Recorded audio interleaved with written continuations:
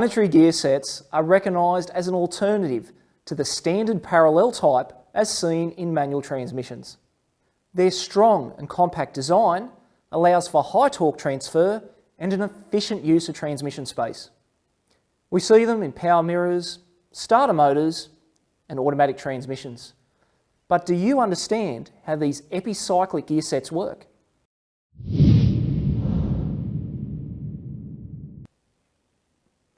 A simple planetary gear set consists of three main parts: a sun gear, a carrier with planetary or pinion gears, and an internally toothed ring gear, otherwise known as an annulus.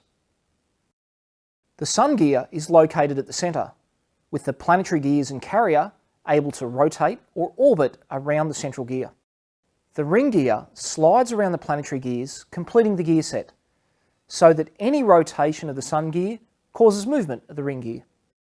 Power transfer through the gear set will only occur if any one of the components is held stationary, or if any two components are locked together.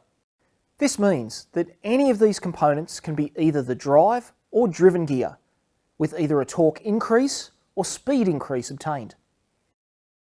The output direction can even be reversed with the correct combination of locked and driven components. Planetary gear sets can be designed with either helical or straight cut gears, depending on the required strength, noise output and production cost.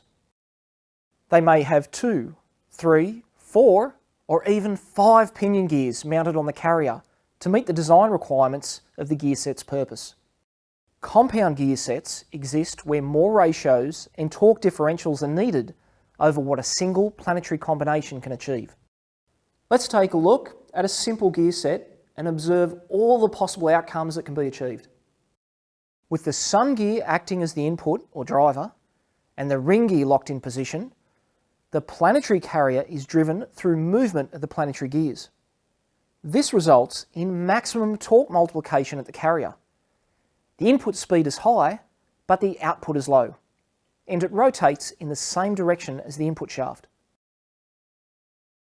When the sun gear is held stationary and the outer ring gear is the input, once again the carrier will be the output and will rotate in the same direction as the input shaft. The ring gear, in effect, forces the planetary gears to walk around the stationary sun gear, causing the drive to exit at the carrier. A torque multiplication still exists for this combination, although it will be the smallest available within the gear set.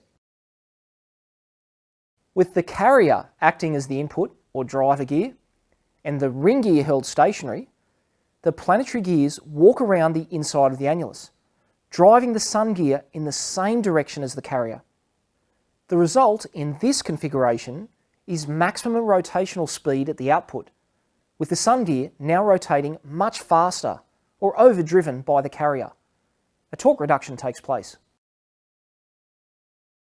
When torque is delivered to the gear set through the carrier and the sun gear is held stationary, the ring gear must act as the output.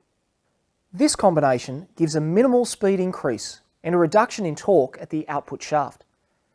The input and output will rotate in the same direction. Reverse direction and a torque increase is achieved if the sun gear is designated as an input and the carrier is held stationary. The pinion gears act as idlers and transmit drive to the ring gear, which then becomes the output. A fast reverse gear ratio can be obtained by holding the carrier stationary and applying drive to the ring gear. Again, the pinion gears act as idlers, transferring torque to the sun gear, which in this case is the output or driven member. Due to the difference in tooth number between the input and output gears, the sun gear is driven much faster than the ring gear. A direct drive with a 1-to-1 ratio is found when any two of the components are locked together. If drive flows through a locked sun gear carrier combination, the pinion gears cannot turn. This results in a coupling of the ring gear, causing the complete unit to rotate as one. If no component is held stationary, then regardless of where the input is, torque cannot be transferred to an output, resulting in a neutral position at the gear set.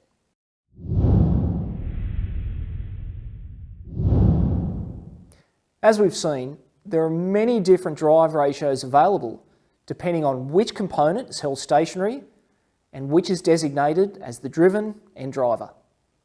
In a parallel type gear set, we can find the ratio by dividing the driven gear by the driver gear. Any idler that exists between the two are simply ignored. Finding the ratio of a simple planetary gear set can be a little more complex. Let's look at a gear set with 72 teeth on the ring gear and 30 on the sun gear. To work out the actual gear ratio using the sun gear as the input, the carrier as the output, and the ring gear held stationary, we would use the equation 1 plus R divided by S. The gear set ratio in this configuration is equal to 3.4 to 1. When we make the carrier the input and the ring gear as the output, with the sun gear held stationary, we would use the equation 1 over 1 plus S over R. This results in an overdrive ratio of 0.71 to 1. Understanding the operation of a simple planetary gear set is paramount to grasping the concept of more complex compound units found in modern automatic transmissions.